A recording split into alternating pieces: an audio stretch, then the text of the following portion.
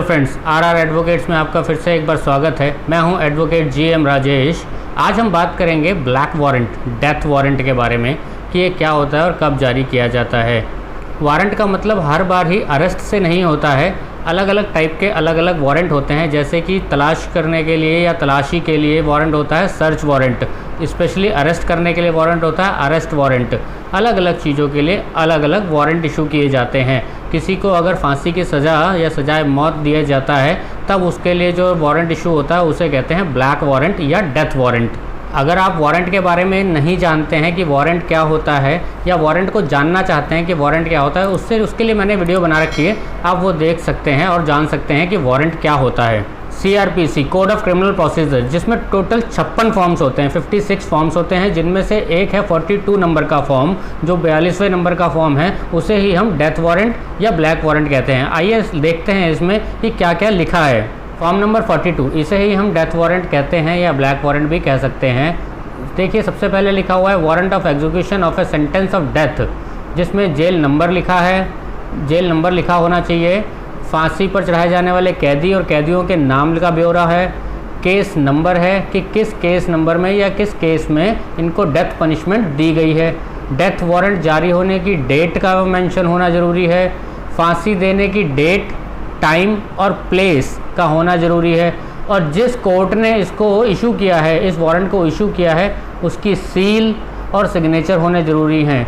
जिस भी कैदी को फांसी दी जानी है उसे उतने समय तक गर्दन से लटकाया जाता है जब तक कि उसके प्राण न निकल जाएं। और इस वारंट को निष्पादन एग्जीक्यूट हो जाने के बाद में कोर्ट में वापस जमा करा दिया जाता है। चलिए, ये तो बात हुई कि फॉर्म नंबर 42 में या डेथ वारंट में क्या लिखा होता है और उसके लिखे हुए के अनुसार किस प्रकार कार्य किया जाता है।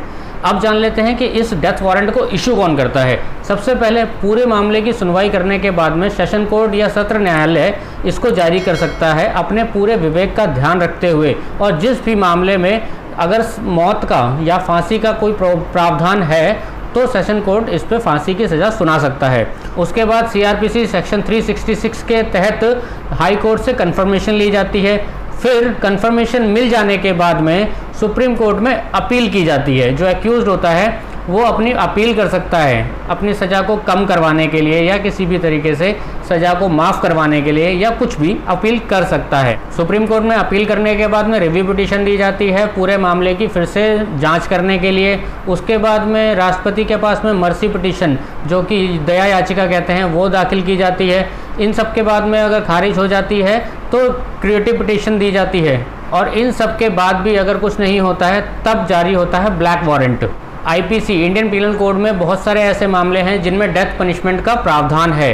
डेथ पनिशमेंट सिर्फ और सिर्फ एक संगीन या जो घिनौने मामले होते हैं उनमें ही दी जाती है। कोर्ट या जज हमेशा सज़ा सुनाने से पहले, फांसी की सज़ा सुनाने से पहले अपने पूरे विवेक का इस्तेमाल करते हैं। जज या कोर्ट के द्वारा कभी भी जज्बाती होकर या किसी भी प्रकार से मीडिया के प्रेशर में या किसी भी प्रेशर में आके फैसला नहीं सुनाया जाता। भारतीय कानून सभी के लिए बराबर है। भारतीय संविधान जो है हमारा, वो सभी को बराबर और समता का, समानता का अधिकार प्रदान करता है। कोई भी आम आदमी हो, नेता हो, अभिनेता हो या कोई भी हो, सभी के लिए कानून बराबर ही होता है। उम्मीद करता हूं कि आपको समझ में आ गया होगा कि ब्लैक वारंट और डेथ वारंट क्या होता है। चलिए, तो वीडियो को लाइक करते जाएं और चैनल को सब्सक्राइब कर लें। मैं मिलता हूं आपसे अगली एक वीडियो में।